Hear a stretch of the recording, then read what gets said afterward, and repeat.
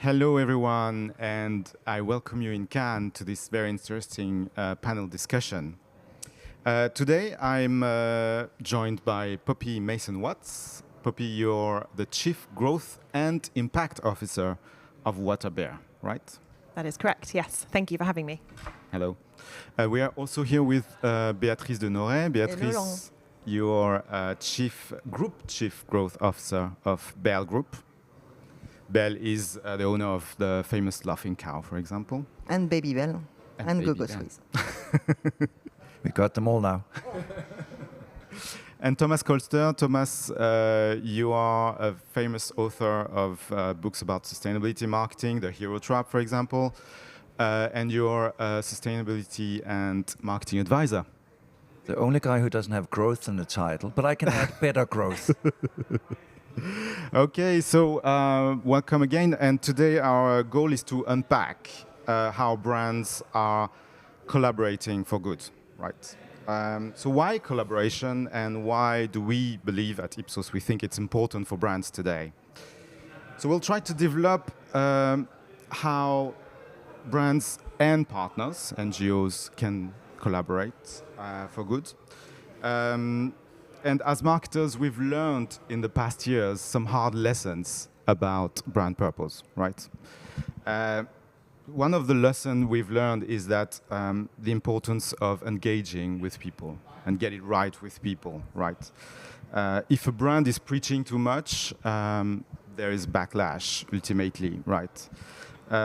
Yet some brands today, they're really still struggling to engage people and to do it right. And at Ipsos, we have some advertising database, and we do compare campaigns which have sustainability goals. And we've seen that the ones who are really focusing on the message of people themselves and not the brand too much, and on the impact of actions instead of brand purpose, are far, far more effective.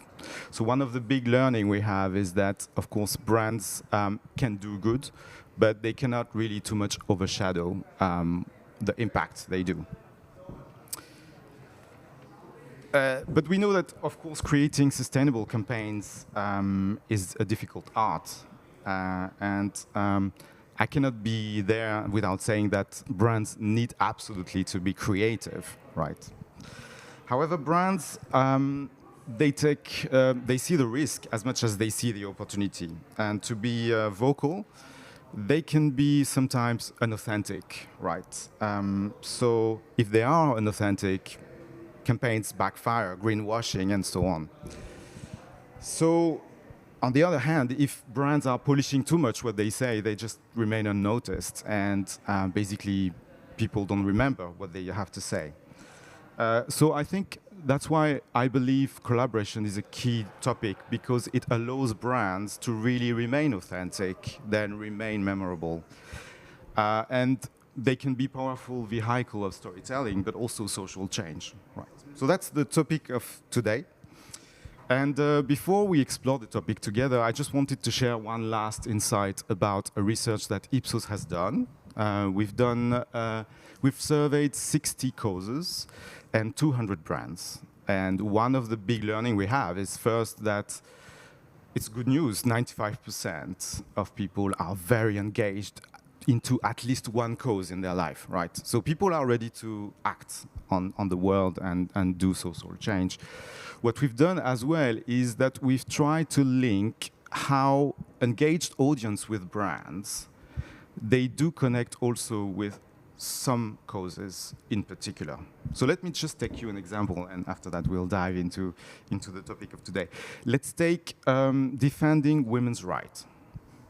That's the most prevalent cause in our study, right? So that's something where a lot of people can engage with.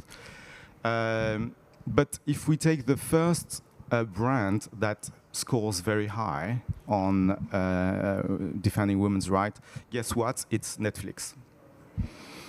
I mean, if you think about it, Netflix is a brand that is promoting women's rights in a way. If you take, for example, Unorthodox, it's a tale of someone getting out from its community. female empowerment. If you take, I don't know, The Handmaid's Tale, it's a powerful story, again, about women's empowerment. But let's take another brand. For example, that was a big surprise for us, Dr. Martens. The big fans of Dr. Martens also engage very strongly in women's empowerment. So imagine, if Dr. Martens and Netflix would collaborate for good, for women, what would it be? I think that's pretty inspiring for me. So just leaving you with that, and we can maybe start with the first question, right? So I'm going to start with you, Thomas. I think in your professional life, you've seen so many campaigns, so many good collaboration campaigns. So I wanted you to share some successful examples and illustrations of good brand collaborations you've seen in the past. Perfect. Yes, and thank you for bringing me down the Dr. Martens memory lane. I'm an 80s kid, so I do remember those colorful boots very much. So. Yeah, I think all the way back to my first book, Goodvertising, which was out around 2010, 2011, I think brand partnerships was really also at that time quite prominent. And that was campaigns like Project Red that some of you might remember, Bobby Schreiber and others who was raising funds to fight HIV, owning the color red and doing lots of brand collaborations around that. So they did collaborations with Nike, they did collaborations with Apple, still ongoing, was one of those early examples. I think for me, what I'm really passionate about when it comes to collaboration is that I think we've, and you touched on it a little bit, have evolved in terms of where sustainability is at right now. And I think a lot of brands do witness that these things cannot be solved by just one brand.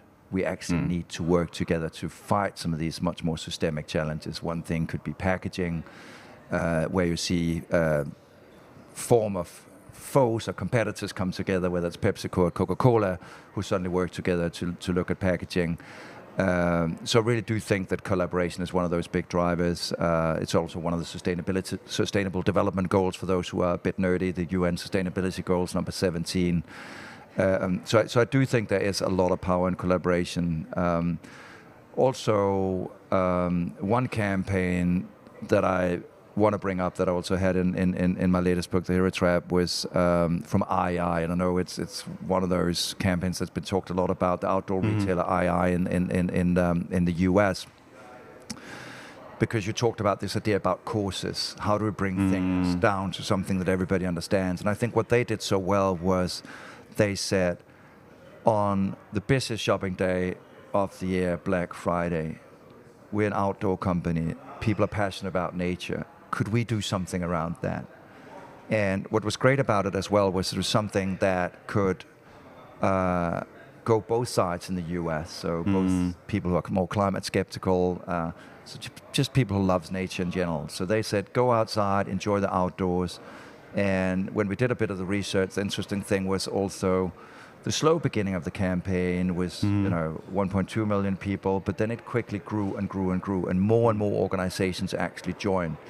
And I think that's really what collaboration can do over time. You set a vision, you say others with a similar goal come and join us, and that has just grown. Today it's one of the most busy days in the national parks across the US, which is testament to the effect and the impact of that one specific campaign. Very interesting. Maybe you have, Poppy, you have maybe some examples to share with us, because I know you're collaborating with brands and you're collaborating with NGOs, and you produce documentaries that are, mind-blowing. For sure. Thank you for saying mind-blowing. It's interesting, as you said, the Netflix example about storytelling, right? Because have you guys seen Don't Look Up? Yep. Of course, right? Lovely film. So 500 million people watched that, which is a 14th of the planet. Did any of you around this table know that it was connected to a climate campaign with Count Us In? No, right? And therein lies why we launched Waterbear, which was how could we connect storytelling and capture that aha moment and give people the tools to take action when they're feeling inspired. But we couldn't do any of that without collaboration, right? So we're a slightly weird breed in that we're a social action storytelling platform with millions of users who we call imperfect activists who want to engage and galvanize around action, but need that story to move them to action. And we really believe in the power of, or I personally also believe in the power of brands, NGOs, foundations, different types of organizations coming together to tell those stories, because that's how you're going to reach more and mobilize more people. Now, a beautiful example of that is a film we worked on with Jack Wolfskin, which is an outdoor apparel brand, very similar to the Patagonias of the world, and they deeply care about rewilding as a topic, right? That's their cause area. We partnered them with an organization called Foundation Conservation Carpathia, which is an NGO based out of Romania, focused on rewilding the Romanian forests. And what we did, they co-funded a film and they co-funded an impact campaign, and at the end of it, and then they streamed it, we produced it, we streamed it on our platform, we built an impact campaign around it, and they were able to then say, not only do we have the marketing metrics of X, so impressions, reach, etc., but we also have an impact metric that we can report on and show that we planted this many trees in this area. And we work with so many brands to do the same. So Rolex deeply care about ocean conservation. Oatly are deeply care about oat milk. Probably not the one to bring up in in France. But we've also we work with Nikon, we work with Deciem, Patagonia, Lush, all of these brands who want to drive impact, who want to do business slightly differently, who want to partner with NGOs and want to put their marketing dollars into slightly different collaborations. And that's kind of what we're doing and focused on. Very interesting. Thank you for sharing.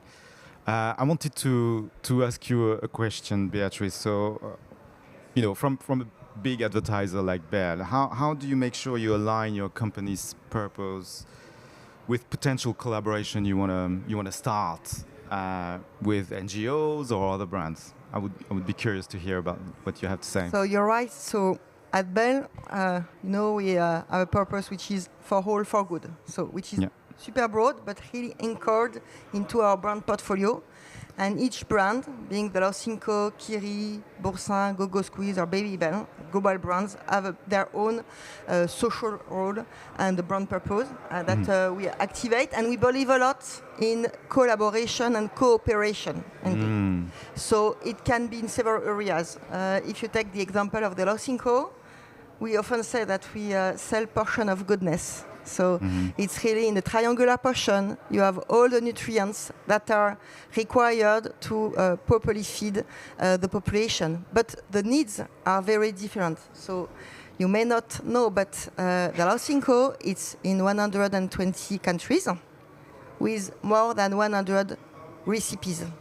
So we have a program called Recipes for Good that we have developed already 5 years ago, which is really targeting the nutritional needs of the kids in several areas, in North Africa, in Europe, in India, and to adapt the recipe to the needs and the specific needs of the kids that are not the same all over the world. Yeah. And we know that more than 50% of the kids are not getting the nutrients that are required for healthy nutrition and to grow properly.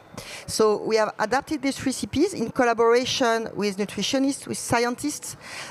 We are communicating on the benefits linked to each of the country in partnership with BETC and Providence. And then we are able to really embody what are a commitment for a better nutrition through this program, which is Recipe for Good.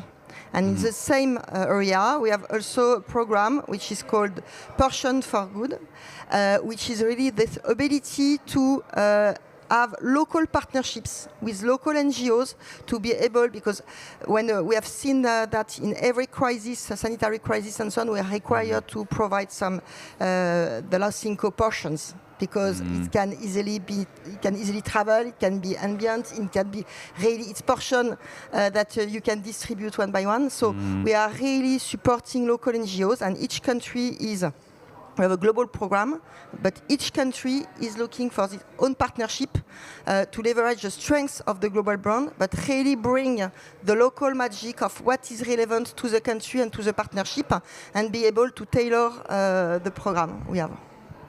Very interesting. So actually a lot of collaborations happening. Yeah. I wanted to get maybe to the third question. So we are here in the temple of advertising, right? So creativity and so on. But what do you think the role of advertising is in terms of, creating those campaigns, those collaboration campaigns, and how the advertising industry is basically trying to facilitate those collaborations, or maybe not facilitating them? So I wanted to have maybe, Thomas, your perspective on how does the advertising industry shift towards more collaboration or facilitation of those?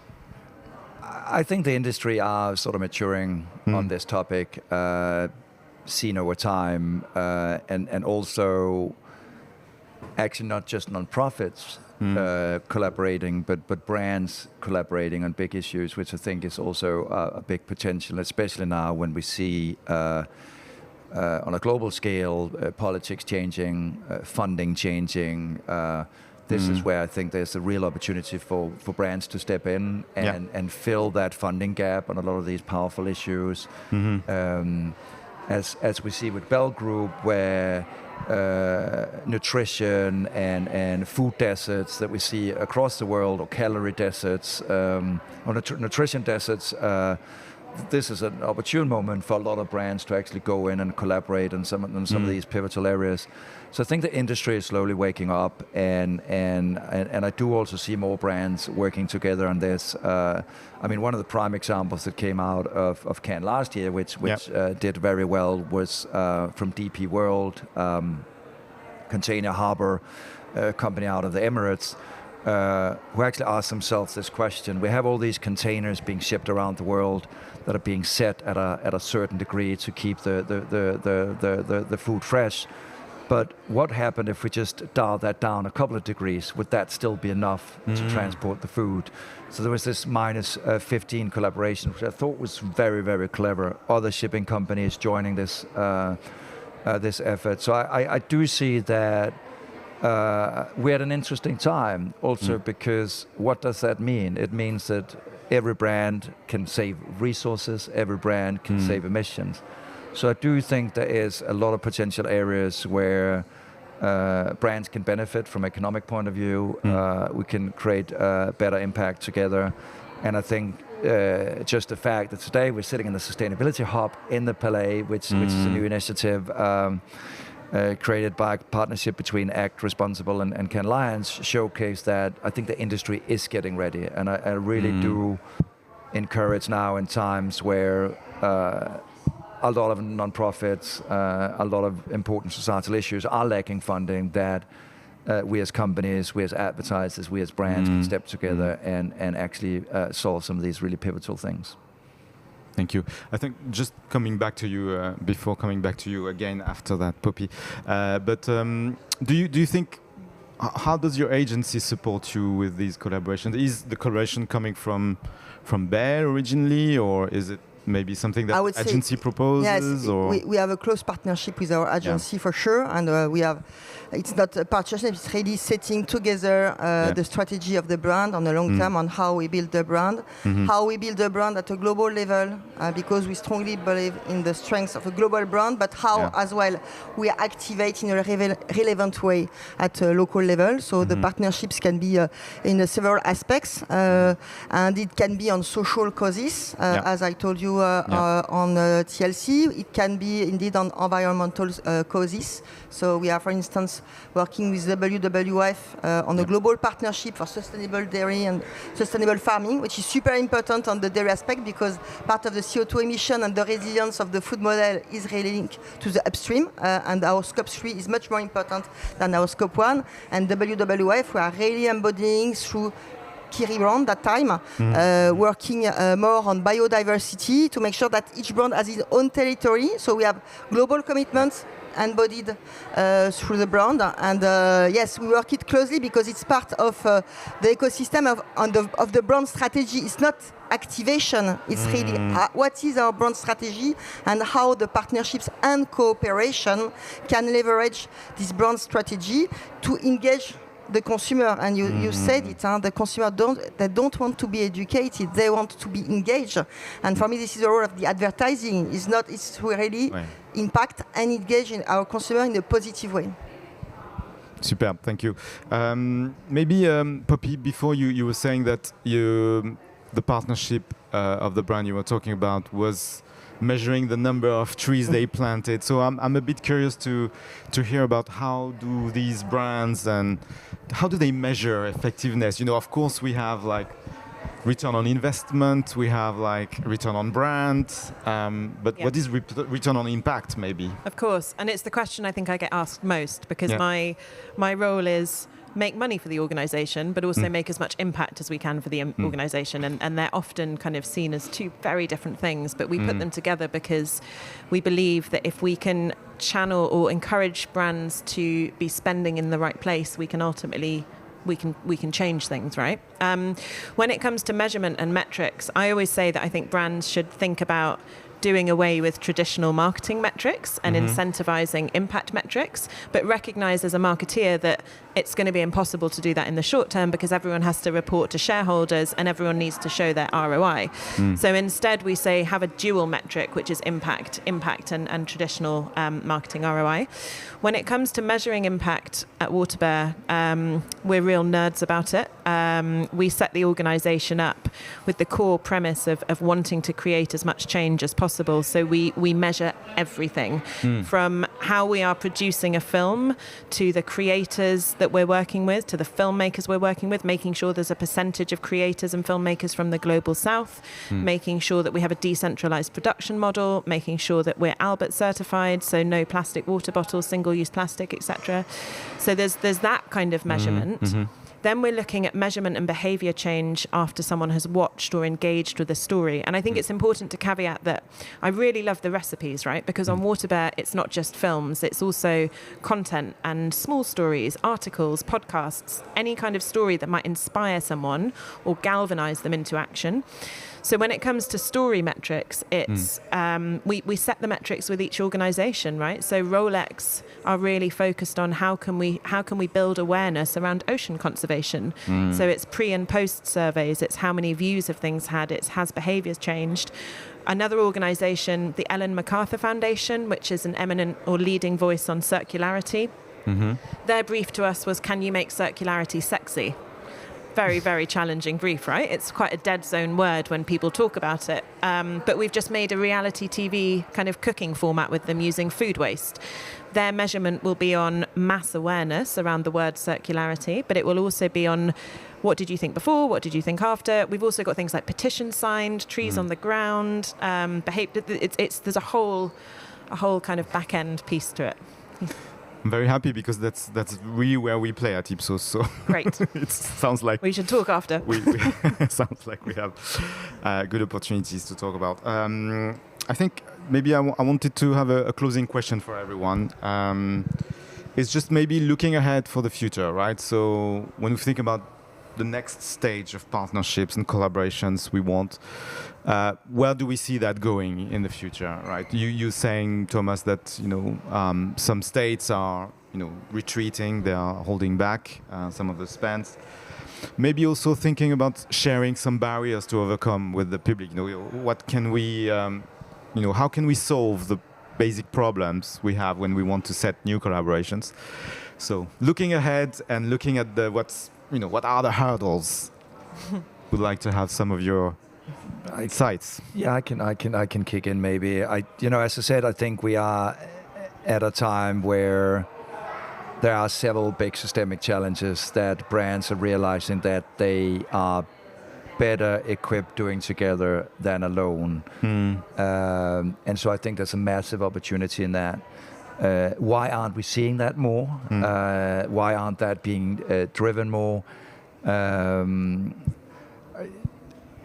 I think sometimes what tends to happen is it becomes a siloed approach. Sometimes legislation can be in the way. There are many times when legislation is actually holding back from some of these collaborations because people might have a sit and wait strategy because you might want to launch a different type of packaging. Do you want to be the first one that does that? Do you want to be the first one that takes the risk? If you coordinate that might not be legal in every market across the world. So there are certain barriers to that. one of the things I'm quite fascinated about at the moment is also when brands come together and actually create products together and think, how can we even drive this agenda better forward? Allbirds and Adidas have launched a sneaker together. We've seen Palais for the Ocean, an Ocean on Profit work also together with Adidas. So I think productifying things is key. And probably as a last remark, which is probably a challenge, for me, I do still think that sustainability often gets into that box of having to cost more. And with a cost of living crisis, I do think we need to look at how do we make sustainability more mainstream. I mean, you talked a little about food, availability of food, cost of food. And so I really think as an industry, we need to look at delivering sustainability to more people and make it more affordable. It shouldn't always be at a cost premium. And that's why I think that, linked to your point and what you've said, for instance, on packaging, I think that the challenges in front of us are so big that the only way to manage it is really to cooperate. So if you, and we are a portion business. We are working a lot on packaging, on sustainable packaging. And packaging is fantastic. It's food safety. It's portion control. It's enabling to diminish food waste. But you need to make it sustainable. And to find the packaging of tomorrow, you need to cooperate with scientists. You need to cooperate with packaging makers. We cannot do it alone. Especially, as you said, that if you want to make it, and we need to make it affordable to become mainstream. And I think that there are a lot of challenges today and tomorrow that needs to be addressed in ecosystem. The nutrition topic is a very high one. You have as much people who are overweighted as people who are underweighted, 800 million on each side. It becomes a political topic, because the government cannot support the cost of obesity. So there is a role from the government, there is a role from the food provider, there is a role from the retailers, because they have a role in offering the right food nutrition to the consumer. So that's why we strongly believe that for tomorrow, if we want to have a real impact, it cannot be siloed actions. It needs to be cooperation. It needs also to be information and engagement of the consumer, because you can invent the packaging of tomorrow. If the consumer doesn't want it, doesn't accept it, then you have no model. It's not a question of business model, it's a question of consumption model. So this is where I think that cooperation will help, data will help, science will help a lot, because we'll be able to accelerate the learnings and the discovery in that area. What we call the tech for good is also the way that will articulate the food system of tomorrow. Tech is everywhere. I'm glad we didn't talk about AI, by the way, today. But tech and science. Okay. First panel and can. Okay. Maybe Poppy, if you want to share some closing thoughts? Yeah, I think I would just say, I think we need to move away from short-termism. I think while sustainability isn't a nascent concept, it is quite nascent for brands to start investing in it properly and authentically and engagingly. And I've seen so many organizations say, actually, we're going to cut the brand budget, we're going to cut the content budget, and we don't need any of that. We don't need impact. We don't need L&D. We don't need HR. We're just going to focus on performance marketing. And that's it happens so often. And we're just going to funnel our cash into clicks and likes because we know it has a very clear ROI. I would challenge that. Would you? I don't think there is a clear ROI, but anyway. No, I completely agree with you. I think people who think there is a clear ROI are wrong. I feel really strongly about it. And I'm like, we're in a stage where there are obvious case studies with Patagonias of the world and the case studies that we've talked about today, but so many brands are nervous that investing in impact isn't going to affect shareholder value. They're nervous that it isn't going to affect the bottom line.